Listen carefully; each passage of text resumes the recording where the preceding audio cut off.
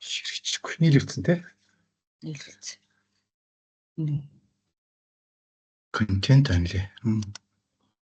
Контент оруулж яцгаачтэй. Хэрэгцээ шийдлэгч нь опшнаач ирэхгүй. Ээсээ ширгээд дарсан л да энэ. Тэгвэл наач юм байна. Дэлгэцээ. Наадгаа скрин хаачих. За.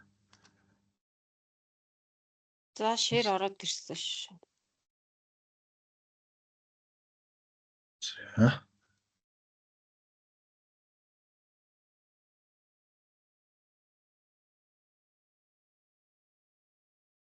Шууд эндээс нь ярьчих. Тий. Зам нь алтан тулгш эхлээд програмын дахин хичээлээ байршуулсан. Танилцуулан сүүлдэл рүү нь одоо би өөрийнхөө агуулгыг хэрхэн оруулахад ямар туршлага байгаа вэ гэдгээ тавчхан ярина. За сайн байцгаана уу? Та бүхэндээ өдрийн мэндийг хүргэе.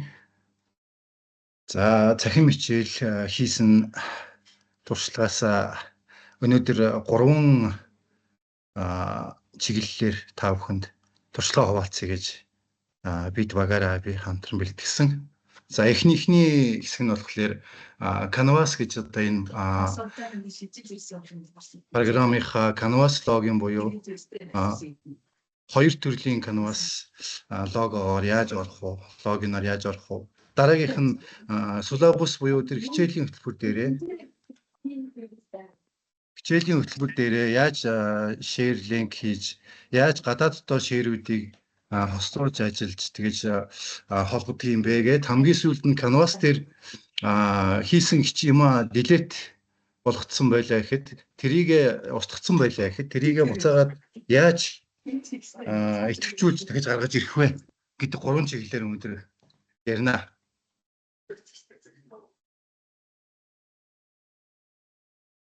За Canvas нь бол ер нь нээлттэй их програмд хамаарах тийм сургалт менежментийн тийм цогц систем учраас ер нь бол нээлттэй ихэд хамаарах програм хүмүүж бол ер нь их кодыг нь хинч үзэх, судлах, үнэлэх, дүгнэх болон шинжлэх боломжтой байдаг тийм програм хангамж юм. Ер нь бол их код нь тийм нээлттэй байдаг учраас хинч сайн дураараа програм хангамжийн дизайныг сайжруулах үйл ажиллагаанд оролцох боломжтой байдаг. За их сурвалж нь бол энэ opensource.org гэдэг энэ вебсайт дээрээс их сурвалжийг авсан. За Canvas-аар бид нэр өөрсдийн аккаунтаар сургуулийн эмсүү эдүүцгийн аккаунтаар ороход бид нар free Canvas аккаунт гэдэг дээр дараад за тэгээд дараагийн тэр share your яг хичээл хийдэг үндсэн тэр хэсэг рүү ордог. За тэгэнгүүт бид нар энд free Canvas аккаунт гэдэг дээр ер нь хэдэн аккаунт байдаг вэ гэхээр Canvas логин байна, K2 логин гэж ийм 2 төрлийн үнэгүй тийм бүртгэл байдаг. За энэ 2 төрлийн бүртгэл ямар учир шалтгаантай хоорондоо яг юугаараа ялгаатай юм бэ гэвэл free Canvas аккаунт нь бид нар одоо байнга одоо ашиглаж байгаа нөгөө сургуулийнхаа эмсүү эдүүцгийн хаягаараа шууд бүртгэлээр Google гэж шууд орчихдаг тэр Canvas логин байгаа. Нөгөөх нь болохоор K12 логин буюу энэ 2 дахь хэсгийн тийм үнэгүй тийм бүртгэл байж байгаа. За энэ хоёр яг хоорондоо яг юугаараа ялгаатай юм гэхэлэр ер нь эхний бид нарын одоо ашиглаж байгаа энэ Canvas аккаунт бол багтаамж нь бол төдийлөн их биш. 500 МБ байдаг. За энэ 500 МБ дотор багтааж л одоо нөгөө хичээлийнхээ зураг, бичлэг бүх юмаа багтааж хийх гэж бас нэлээд хэцүү байдалтай орж байгаа. Тэгэхээр энийг одоо яаж сайжруулж, яаж илүү бүр 1 ГБ болгох вэ гэвэл бид нар энэ free Canvas аккаунт гэдэг энэ K12 логин гэдэг энэ аккаунтыг өөрсдөө бас үнэгүй үүсгээд ингээд яваад орох юм бол энэ free Canvas аккаунт дотор K12 гэдэг энэ аккаунт дотор бол 1 ГБ-гийн хэмжээтэй бүр их илүү том болчих нь байна гэсэн үг. Дотроо Office 365, Google Drive зэрэг бүх туслах хэрэгслүүд файл байршуулах хэсгүүдтэй ийм өшөө илүү сайжирсан том хэсэгтэй болж гарч ирж байгаа. Энэ K12 логин гэдэг. За тэгээд K12 логин бол ер нь ингээд харахад бол бид нар одоо энд бол ингээд Google Drive, Office 365 энтрийн яг энэ K12 дээр нээж болж байна. Энд нээсэн байгаа байдлуудыг одоо жишээг нь энд харуулсан байна. За түүний дараа. За ийм хоёр аккаунт байдаг байх нэ. Тэгээд нэгдүгээр хэсгийн тэр зүгээр Canvas free аккаунтаар ажиллаж байгаа улсууд багш нар маань одоо юу нээж ажиллах хэрэгтэй вэ гэвэл энэ K12 гэдэг үнэгүй аккаунтыг бас нээж өшөө багтаамжийг сайжруулж хичээлээ маш олноор байршуул боломжтой гэдгийг яг энэ эхний хэсгээрээ би үзүүлэхийг зорьж байна. За хоёрдугаар хэсэг эхлэе. За бидний цахим хичээлийн хөтөлбөр дэх тэр линк тэр хичээл рүүгээ яаж хандах вэ? Хоорондын холбоосын тухай одоо энэ хичээл дээр би гаргах гэж үзсэн. За тэгээ эхлээд бид нар яасан бэ гэвэл энэ course syllabus гэдэг одоо энэ syllabus гэдэг энэ хэсэг рүүгээ ороод Canvas хичээл хийхээ.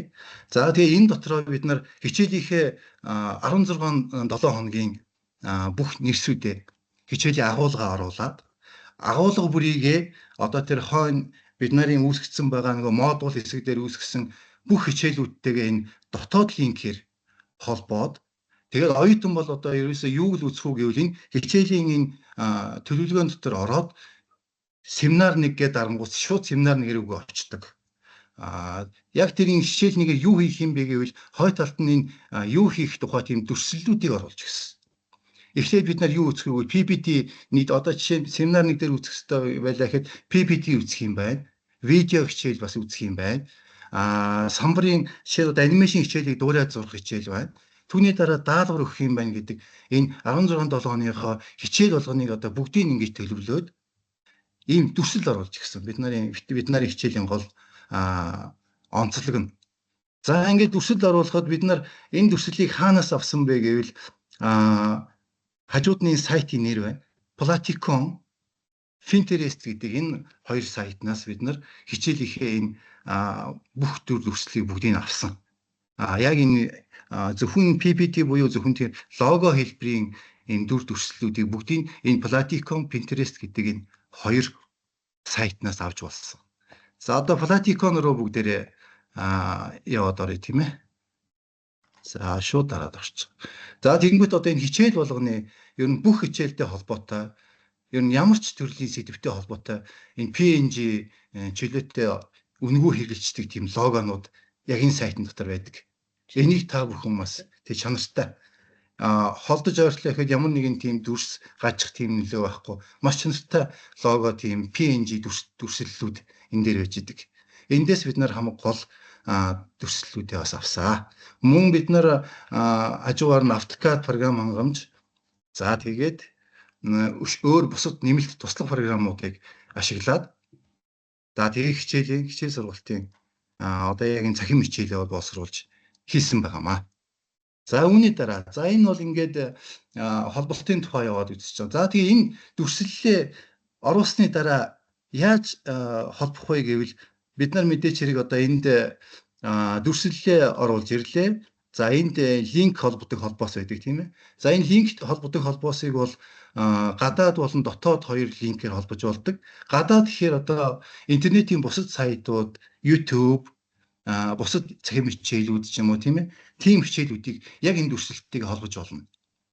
Дотоод гэдэг нь болохоор дотоод энэ өөрийн хийсэн хичээлүүдтэй яг энэ дүрслэлтэйгээ бүгдийг ингэ холбоод өгч болно.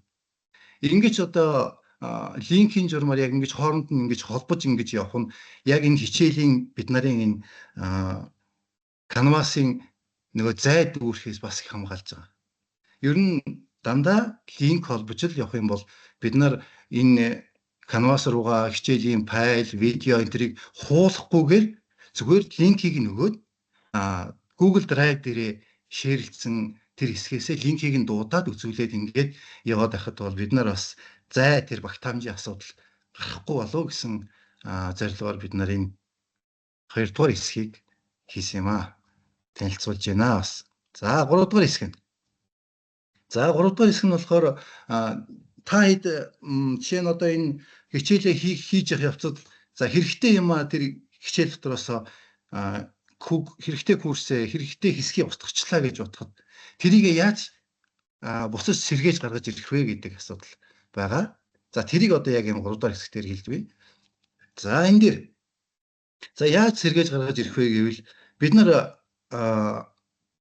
Canvas платформ руу ороод за тэгээд home гэдэг хэсгэн дээр тэгээд өөрийнхөө курс дотор ороод явангууд хамгийн дээд талд нь одоо бид нарын тэр программын нөгөө замууд байж байгаа. Хайлтын. Тэн дээр хамгийн эхлээд сайтын нэр, дараа нь курс, тэгээд та бүхний хийсэн хичээлийн чинь код. Түүний дараа external tools гэдэг ингээд хойшоогоо хэрэгслүүд ингээ явдаг. Тэгвэл яаж энэ байдлыг сэргээж гаргаж ирэх вэ гэвэл тэр курс гэдгийнхээ араас англиар undelete гэд бичээд enter дарангууд бид нарын өмнө хийж байгаад устгасан тийм материалууд гарч ирдэг. Тэр гаргаж ирсэн материалуудыг за аль нь хэрэгтэй вэ? Restore гэдэг дарангууд бусаж нөгөө курс дотор ч сэргээд гараад ирдэг. Энийг бас бид нараа нэлээд ашигласан. За тэгээд өнөөдрийн миний ярих нь 3 мэдээлэл багаараа бэлтгэсэн мэдээлэл одоо миний эхний хэсэг маань ингээд дуусч байна. За та бүхэндээ маш их баярлалаа. За одоо миний хувьд болохоор багаар ажилласны нэг нь болохоор агуулга хэрхэн төлөвлөсөн бэ гэдэг дээр байгаа. Тэгээ эн чинь өөрөө нөгөө 1-р курсын 1-р семестрт үзэж байгаа учраас бид нэр энэ агуулгыг бас яаж төлөвлөх вэ гэдгээ ярилцаж ингээд шийдсэн. За энэ 1-р нь бол дүрслэгийн мэдрэг хичээлийн онцлог хэтийн чиг хандлагыг харгалзан захин хичээлд орох нэмэлт материал болон захин хэрэгслүүдийг боловсруулсан. За энд бол нэлээд олон ийм захин номнууд заасаг сонирхолтой хэлбэрийн бичлэгүүдийг оруулсан. Тэгэхээр энийг ороод ирэхээр зэрэг агуулга нөгөө хүүхдүүдэд сонирхолтой сэтэл төрүүлэх үүднээс энэ яг өнөөдөр үзэж байгаа хичээл чинь хиттэй алстай яг юун дээр холбогдож одоо юу болдог вэ? Босод ямар хичээлүүдтэй холбогдож, бусад ямар шинжилгээ ухаануудтай холбогддог вэ гэдгийг харуулахын тулд нэг ийм одоо онлайн үндсэн дээр судлагдж байгаа агуулгын өргөслийг тэр нэмэлт материалуудаар оруулахыг хичээсэн. За тэгээд Парикс төрслийн онлын одоо энэ хичээлийг дүрсэлж байгаа зураг дүрслэлийг болохоор түрүүн алтан толгош ярьсан. Бас CAD, CG, DJ гэсэн ийм өргөтгөлтэй програмуудаар хийхийг зорьсон. Энэ тухайн хичээлийн маань одоо орчин үеийн яг мэргэжлийн програм нь болохоор энэ CAD байгаа. Тийм учраас энэ CAD-а илүү туршилтыг хичээсэн. За тэгээ энэ нь бас яагаад CAD-ыг сонгож байгаа гэхээр 10 жилийн ахлахынгуудад болохоор зэрэг яг энэ хичээлийн дагсан програмыг танилцуулга нь энэ програм явж идэг. Тийм учраас бас энийг одоо 1-р курстэй орж байгаа хичээлд нь илүү төлхөө хэрэглэгдэхүүнд ашиглахыг зорьсон байгаамаа. За тэгээд энэ уг хичээлийн онцлог гэж байнаас хуулбар бэлтгэхэд ямар онцлогтой гэхээр зарим хүүхдүүд одоо 2 хэмжээсээс 3 хэмжээсийг төсөөлөх төвөгтэй байдаг учраас энд манай хичээлд бол одоо алтан толгошир хичээл тэр видео хичээлүүд нэлээх орсон байна. Өөрөөр хэлбэл хүүхдүүд дотроо төсөөлж чадахгүй байгаа зүйлийг 3D-г эргүүлж харуулж төсөөлүүлэх илүү их зорьсон. Тэгэхээр тал талаас нь харсан энэ Парикс зургийг аль талаас нь харуул илүү одоо юутай ойлгомжтой харагдах вэ гэдгийг эхлээд нөгөө төсөөлж чадахгүй хүүхдүүд 3D-гээр харуулад харсан зүйлээ буцааж нөгөө 2D болгож зурх энэ хэлбэрүүдийг агуулгатаа оруулсан. Тэгэхээр энэ бол бүгдэнд нь биш. Тэгтээ яг нь бүгдэнд нь очих юм бол бас уйдгартай болчих учраас яг хүндрэлтэй төсөөлөх төвхтэй хэсэг агуулгуудаа бол ийм видео хичээлүүд бас оруулж өгсөн байж байгаа. Тэгээ энэ видео хичээлийн болохоор нөгөө автокад дээр хийгдсэн. Тэгэхээр хүүхдүүд тэр програмтаа бас дараа нь манай мэргэжлийн хүүхдүүд чинь энэ автокад програмаа бас үздэг шүү дээ нөгөө оюутныхаа юун дээр курс дээр дараагийн курсүүд дээр. Тэгэхээр энэ бол нүдэнд нь дасж явах хэвээр нэг зүйл гэж бид нэр бас ингэж сонгож авсан байж байгаа. Түүнээс биш одоо 3D хийх зөндөө олон програмууд байна. Одоо Jojo enter гэл Jojo enter. Энэ бол мэргэжлийн програмаар ингэж хөлхийг зорьсон байж байгаамаа. Энэ яг видео нь явж явах шиг байна тий. Видеог нь тэгээд. Видеог жоох явуулчих юм. За тэр бол хэмжтэй. За тэгээд агуулгын материалыг захин байдлаар бэлтгэхдээ энэ эсхэмд харуулсан уялдаа холбоог баримтлахыг зорьсон. За түрүүн манай алтан дуулагч нөгөө програм дээр хэрхэн уялдаа холбоо линкээ холбох вэ гэдгийг бол програм талаасаа ярьсан. Одоо энэ дээрээс агуулга хэрхэн холбогдсон энэ нөгөө юуг холбоосуудыг хэлж байгаа. За энэ бол дэлхийн одоо нөгөө олон улсын судалгаан дээр бас нөгөө захим хичээлэд нөгөө захим хичээлийг ер нь идэвхтэй болгох эсвэл идэвхгүй болгочих ийм одоо 8 төрлөө байд юм байлээ. 8 төрлийн юмыг сонгож авсан байд юм байлээ. За тэрэн дотор нь ингээд 8 төрөл дотроо задраад нэг 36 зүйлийг одоо анхаарч үзэх юм бол анхаарч сайн их юм бол одоо захим хичээл бол идэвхтэй үзэх боломжтой. Тэрийг бас анхаарахгүй доголдуулах юм бол идэвхийг бууруулах юм үстэй байдаг гэсэн ийм үндслэл байдаг. Тэгээ тэн дээрээс бас үндслээд бид нэр энэ хоорондын уялдаа холбоог бас сонгож авсан байж байгаа. Тэгээ үүнд болохоор зэрэг оюутны сонирхол татах суралцах итгэл төрүүлэх ийм байдлыг нэлээд авч үзсэн.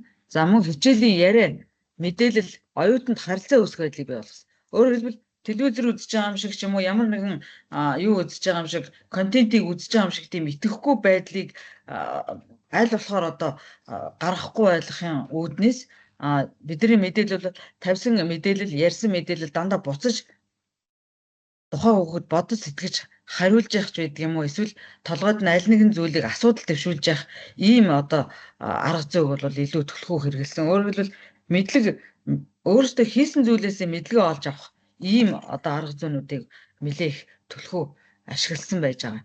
За тэгээд оруулсан материалыг үзэхэд сүлжээндээ ачаал үүсэхгүй байхыг бас анхаарсан. За тэгээд түрүүн би хэлсэндээ нэгдүгээр курс бол ерхий улс төрийн сургуулийн үргэлжлэл учраас ахлагын хичээлийн тодорхой агуулгатай нэг уялдаатай байхаар тооцох тал дээр анхаарсан байж байгаа.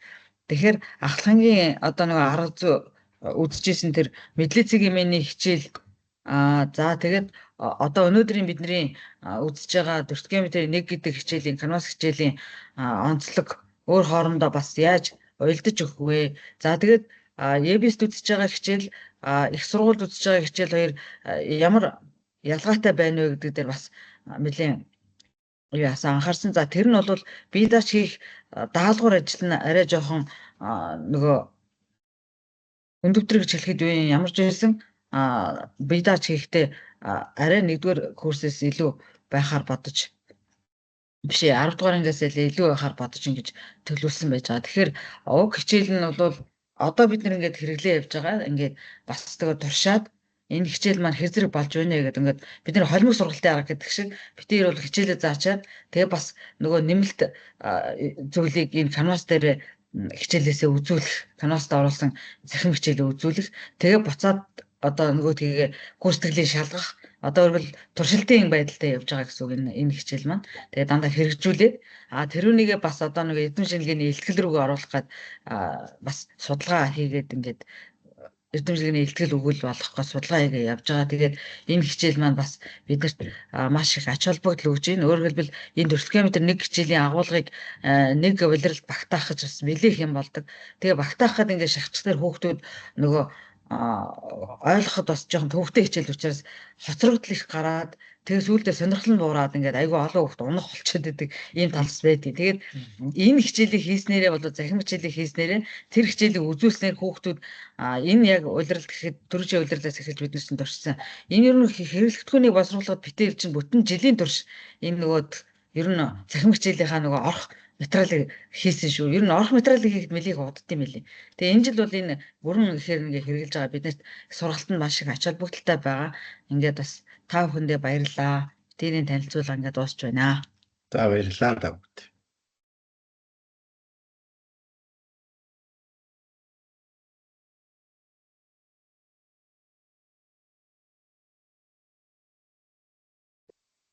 За баярлалаа. Дараагийн дэлгэр мөрөн багш юмаа хичээлээ танилцуулчаа дараа нь асуух юм асуух уу?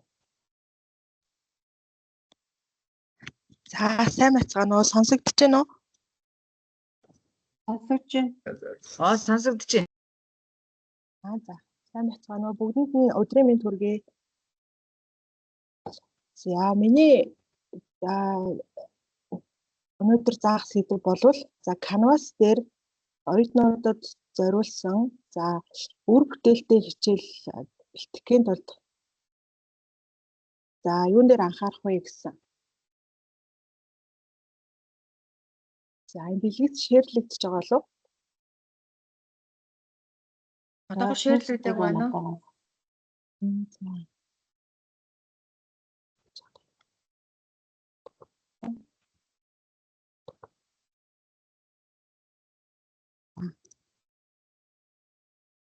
За шеэрлэгдсэн.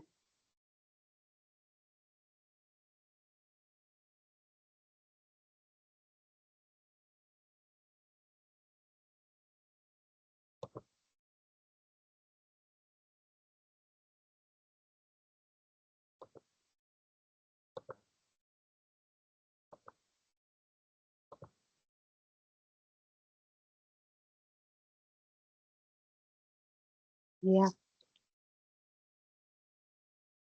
За Canvas гэдэг систем нь болохоор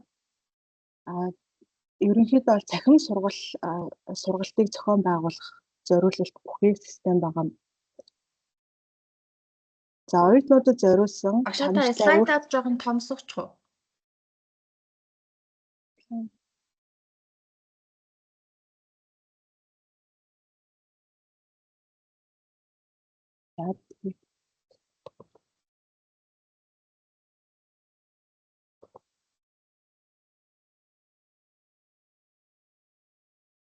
За цахим сургалтын үйл явцыг илүү үр дүнтэй уян хатан болгох олон талын боломжийг олгодог. За ийм систем байдаг юм байна. За үндсэн тодорхойлт болвол за хүүхэд болон насанд хүрэгчдэд зориулсан за сургалтын удирдлагын систем буюу LMS гэж одоо нэрлэдэг. За үндсэн онцлогуд бол онлайн орчинд веб технологи дээр суурилсан аль ч компьютер эсвэл гар утсан дээр одоо үзэх боломжтой. Багш оюутнуудын хоорондын идэвхтэй харилцааг хэмжих зорилготой. За сургалтын материал даалгавруудыг үнэлэх, хянах за олон талын боломжийг олгодог. За ийм онцлогтой. За тэгвэл Canvas системийн үндсэн функцүүд болохоор за курс үүсгэх болон агуулга байрлуулах. Сургалтын материалыг бүтээх, удирдах олон талын боломжийг олгодог. За мөн оюутны оролцоо асуулт хариултыг явуулах боломжтой. Өөрөөр хэлбэл сэдвийн хүрээнд оюутнуудын харилцан яриа санал бодлыг солилцох юм дискашн үүсгэх боломжтой. За мөн даалгавар шалгалтуудыг авах боломжтой. Онлайн тест боловсруулах, за бичлэг дамжуулах гэх мэт боломжтой. За эрс болон дүнгийн гүйцэтгэлийг үнэлэх боломжтой. За үнэлгээ өгөх, санал хүсэлт авах. За мөн гар утасны аппликейшн дээр ажиллах, аппликейшн хэлбэрээр ажиллах боломжтой.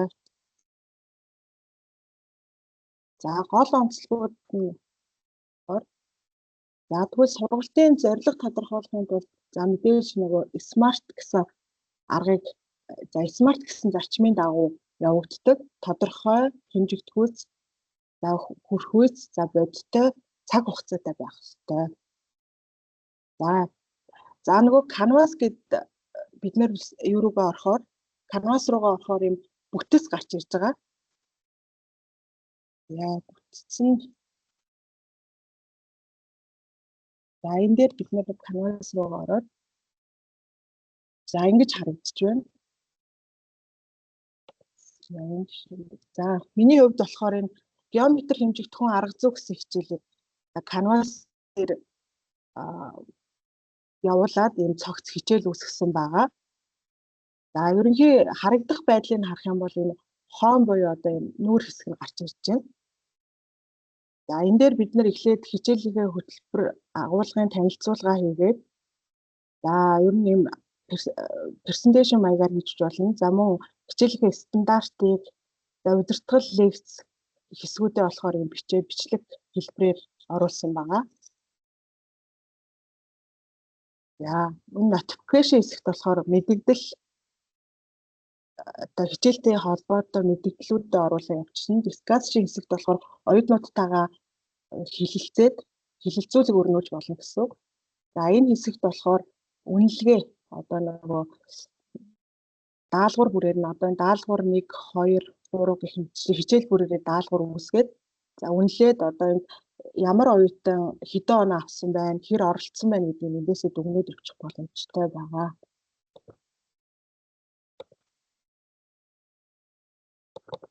За. За мөн ингээ оролцогчдыг харах юм бол яг хэдэн Багшаа PowerPoint нь л байгаад байна. Таны нөгөө юу яаж байгаа Оо, гэсэн байхгүй нөө. харагдахгүй байгаа. тэгэхгүй юм уу? За тэгээд дахиад шийдлээ.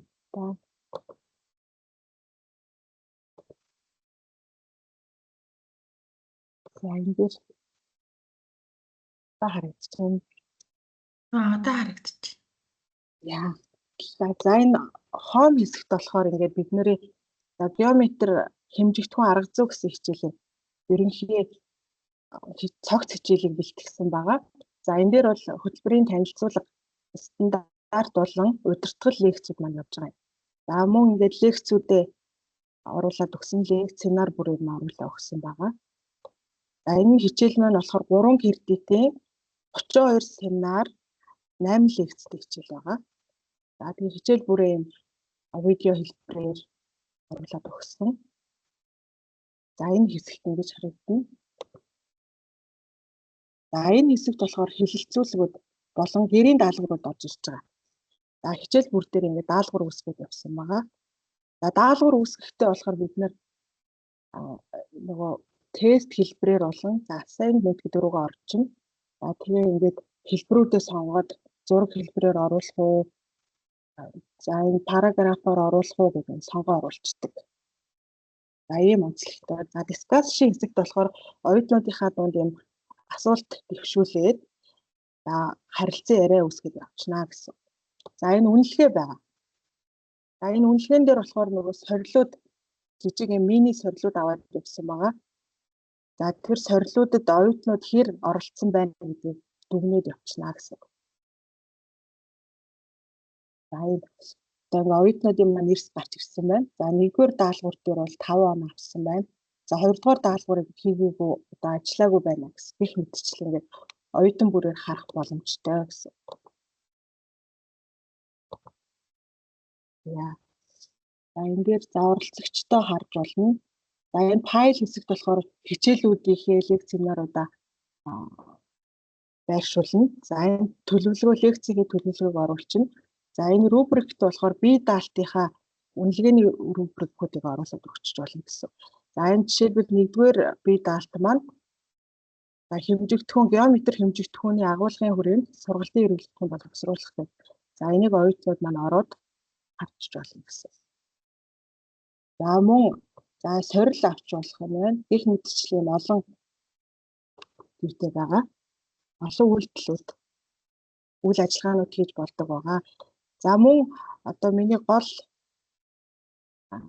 шинэлэг байж магадгүй гэсэн зүйл маань бол би энэ хичээл дээрээ чатбот үүсгэсэн байгаа. За чатбот гэдэг маань одоо жишээлбэл энийг за багшийн туслах гэсэн чатбот үүсгэсэн байгаа.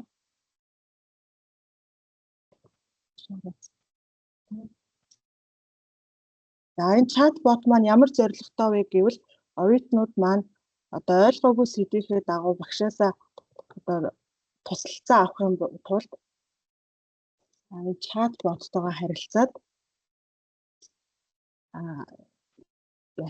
юу биччихнэ гэсэн үг. Энэ ямар биччихвэ?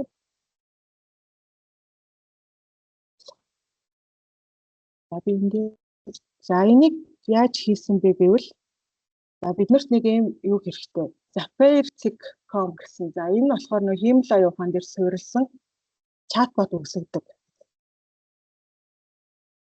За ийм юу байгаа. За энийг бид нар шууд Canvas руугаа оруулаад чатбот зохиочч болно гэсэн.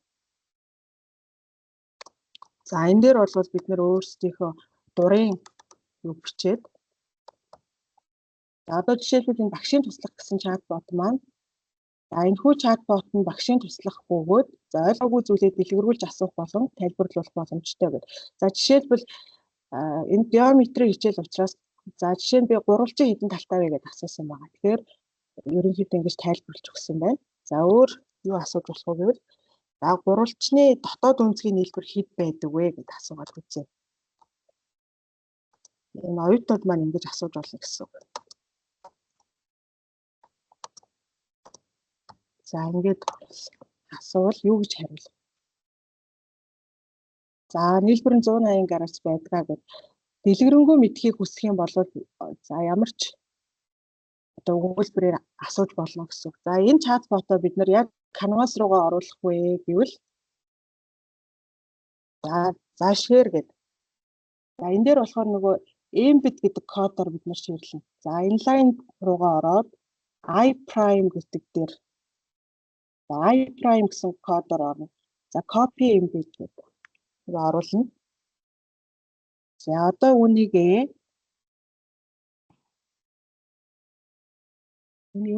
чатбот ширлэгдэж байгаа юм болов?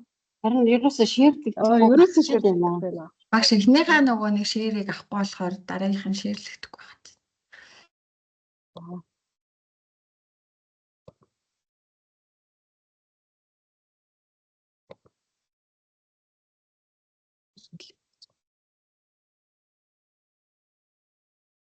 Одоо ширлэгдэж байгаа болов? Надад бол ширлэгдэж харагдаад байна. шеэрлэгдлээ. За энэ нь болохоор ийм юм байна. Zapier гэдэг энэ болохоор чатбот үүсгдэг буюу бид нэр Canvas дээрээ одоо нэг хилэлцүүлэг дээрээ оюутнуудаа зөвлөгөө өгөхийн тулд эсвэл одоо бодож чадахгүй байгаа бодлого дээр тайлбар өгөхийн тулд бид нэр юм багшийн туслах гэсэн юу үүсгэж байгаа. Автомат хариулагч гэсэн. За мөн энийг AI agent буюу бичлэг хэлбэрээр одоо ямар ч зураг дүрс оруулаад хэмэл оюун ухаанаар тайлбарлуулаад бичлэг хэлбэрээр оруулчих болно гэсэн. За миний хувьд болохоор багшийн туслах гэсэн юм үсгээд за эндээ бид нар тайлбар хийгээд өгч. За ямар тайлбар өгсөн бэ гэвэл за жишээлбэл за энэхүү чатбот нь багшийн туслах бөгөөд ойлгоогүй зүйлийг дэлгэрүүлж асуух болон тайлбарлуулж болно гэдэг. За энэ бол зүгээр жишээ. Энийг бид нэр одоо дэлгэрүүлээ биччихнэ гэсэн. За манай хичээл маань бол геометри хичээл баг боловсролын геометри хичээл байсан учраас за жишээлбэл оюутан маань гурвалжин хэдэн талтай вэ гэдээ асуусан байна. Тэгвэл чатбот буюу багшийн туслах юу гэж хариулж байна вэ гэвэл гурвалжин 3 талтай дүрсэн удаа гэдэг. Тэгэхээр энэ хариултыг бид нэр өөрсдөө бас оноож болно гэсэн. Тэгэхээр яаж оноох вэ гэвэл лекцийнхээ одоо нөгөө Canvas-ийнхаа home хэсэгт бид нэр лекц семинаруудаа оруулсан байгаа шүү дээ. Тэгвэл лекцийнхээ тэр агуулгуудаас ингээ оруулаад хариултуудыг бас хийгээд өгчих боломжтой гэсэн. За эсвэл энэ дээр болохоор generative AI буюу шууд AI-ийн автомат одоо хариултуудыг сонгож болно гэсэн. За жишээлбэл гурвалжны дотоод үнцгийн нийлбэр хэдвэ гэдэг оюутан асуусан байлаа гэж бодоход манай чатбот болохоор дотоод үнцгийн нийлбэр нь гурвалжны дотоод үнцгийн нийлбэр нь 180 градус байдгаа. За гурвалжин за ийм байдгаа гэх мэтчлээ хариулж болох гэсэн. За энэ бол жишээ учраас бид нар хариултыг илүү боловсронгуй болгох боломжтой. За одоо энийгээ бид нар Canvas руугаа оруулж өгье. За яаж оруулах вэ гэвэл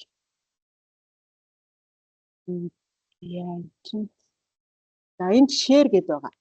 Share-ээ дараад embed буюу энүүгээр ширлэн гэсэн. Энүүгээр ширлэн. За энэ дээр pop up болон inline гэх хоёр хувилбар байгаа. За inline дээр дараад iPrime хэлбэрээр зөвхөн энэ хэлбэрээр ширлэн гэсэн. За тэгэхээр энэ кодоо бид нэр ингээд хуулаад авчихна. За кодоо хуулж аваад яг Canvas руугаа Canvas маань ширлэгдэж байгаа. За кодоо хуулаад авсан байгаа.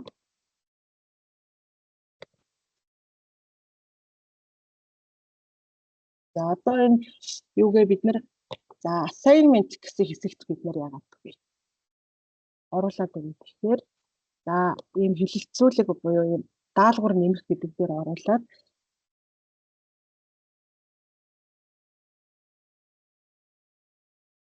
за энэ дээр ийм юутэй insertion гэдгээр оруулна гэсэн. Insertion гэдэг дээр нөгөө embed code гэдгийг хуулаад өгч. За embed code-оо хуулаад submit хий. Submit хий. За тэгэхээр бидний нөгөө чатбот маань ингээ ороод ирчихэ. Нөгөө багш одоо энэ чатботоо бид нэр өөрсдөө юу ч гэж нэрлэж болох нь миний хувьд болохоор багшийн туслах гэж нэрлэсэн байгаа. За одоо жишээлбэл энийг багшийн туслах чатбот гэж нэрлээд за энэ дээр болохоор оюутнууд маань асуултуудаа асуугаа явуулчихна гэсэн. За асуултуудаа бид нэр онохдоо лекцийн агуулгын хүрээнд хариултууд нь байхаар бас оноож өгч болно.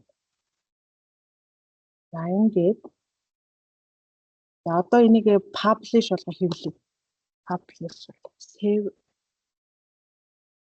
За тэгэхээр одоо энэ чатбот маань за view as student гэхээр оюутанд харагдах байдлаар харуулсан байна. За оюутанд харагдах байдлаар хараад.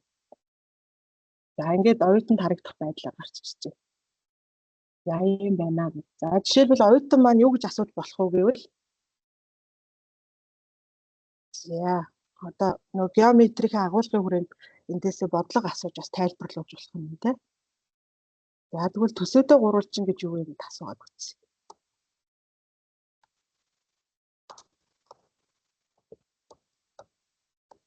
За энэ төсөөдөө гурвалжин талаад.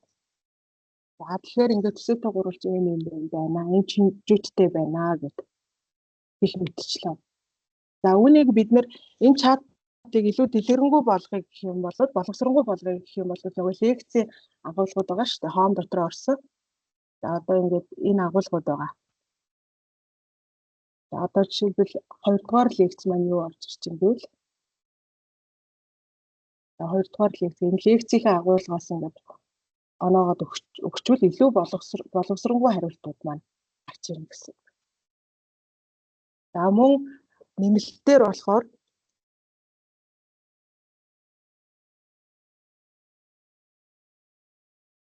AI agent буюу тийм AI одоо төлөөлөгч үүсгэж болно гэсэн үг.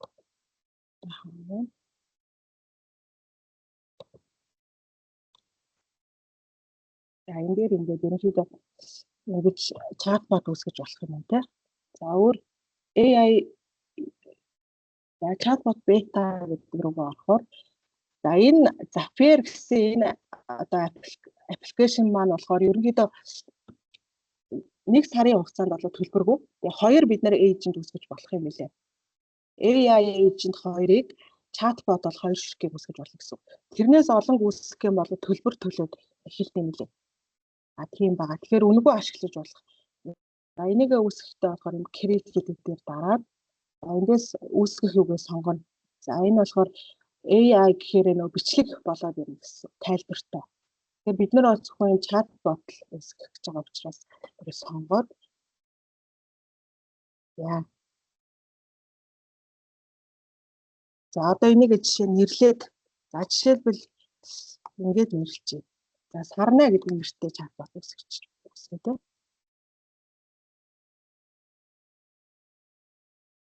За одоо үүндээ зураг өгөөд. За энийг за энэ дээр болохоор бид нэр чатботонд нэр оноогод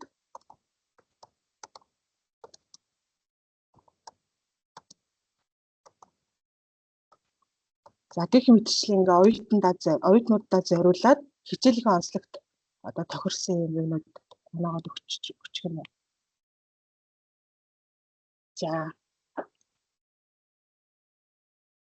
За энэ Zapier-ийн энэ одоо чатбот болон эдгээр юунуудыг бол ашигласан байгаа. За ерөнхийдөө бол за одоо бид нэр түрүүний үүсгэсэн нөгөө юуг харъя. За энэ болохоор нөгөө оюутнаар үүсгэх гэдэг. За оюутнаар үүсгэх гэдгээс гараад за энэ нөгөө хичээл дээр чатбот үүсгэсэн байгаа. Үүнийг ажиллаж гэнэ үгүй юу гэдгийг шалгая. За энэ хаана үүсгэсэн? Assignment дотор орсон.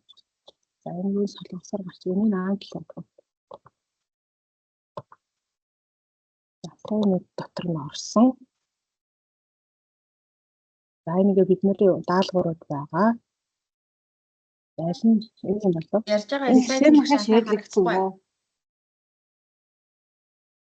Канаага хашаа шийдлэх юм шиг. За энэ шийдэл надад харагдахтаа болохоор ингэ шийдлэгдэл гарч ирээд байгаа. Одоо яаж вэ? Одоо шийдлэгдлээ. Одоо шийдлэгдэж байна. Нөгөө түрүүний чатбот үүсгэсэн тэрийг харж чадсан юм манайхаа. харсан гэж. Харсан тий. За би яг энэ дээр жоохон интернет маань гацсан тийм. За энэ дээр нөгөө бидний үүсгэсэн багшийн туслах гэсэн чатбот ингээ ороод ирчих. Тэгэхээр энэ оюутнууд маань бол эндээсээ ингээд даалгаврынхаа бодлогыг асуучин багшаасаа зөвлөгөө авах бол чат боттойгоо ярилцаад явчих. За үүнийг илүү боловсронгуй болгоё гэх юм бол бид нэр зураг өгөөд чат ботоо одоо нэрлээд хиймэл AI буюу одоо тийм виртуал багш үүсгээд явах боломжтой гэсэн. Тийм миний хувьд болохоор ерөнхий танилцуулах зорилгоор болохоор боловсронгуй биш юм юу хийчихлээ. Яг боловсронгуй болгох гэх юм нэлээд ажиллагаатай болж байгаа гэлээ. За өөр асуух юм байна уу манайхаа? Өөр асууж тодруулах. За ерөнхийдөө ингэ болсон. Миний тайлбар өнөөдөр тайлбарлая гэж бодсон юм бол болоо. Анхаарал хандуулсанд баярлалаа. За баярлалаа. Өнөөдрийн цуврал онлайн сургалтанд туршлага хуваалцсан Дүрслэг урлаг технологийн сургуулийн дизайн зураг зүйн тэмдгийн багш Боцвоёс Алтан туул багшийн сургуулийн информат байгаль ухааны тэмдгийн багш Дэлгэр мөрөн нартаа баярлалаа. Өөрсдөө хичээлд ашигласан аппликейшнуудаа сайхан танилцууллаа. За бүгдэнд нь ажлын амжилт хүсье. Асуух юм асуугаарай багш нараа.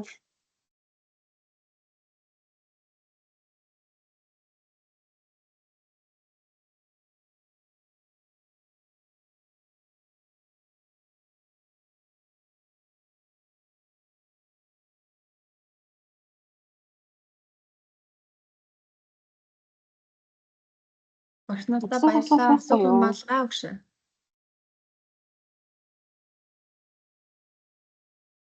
За баярлалаа.